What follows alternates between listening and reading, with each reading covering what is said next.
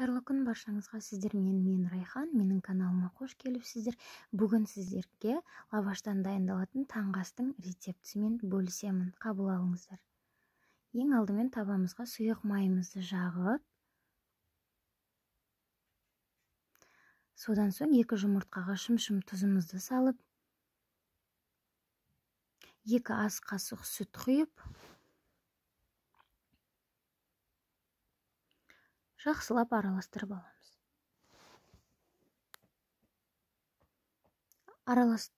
Араластырып болған соң, қызып тұрған орташа алаудағы табамызға құйып аламыз.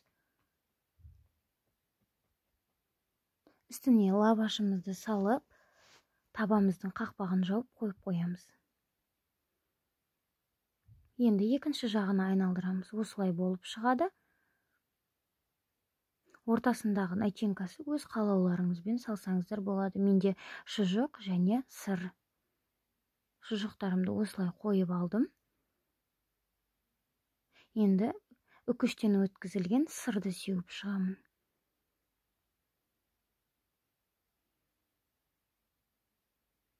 Содан соң 2 шетін орап аламыз. Осылай видеода көрсетілгендей. Енді 2 жағын қызартып аламыз. Мінеки екінші жағын қызартып аламыз.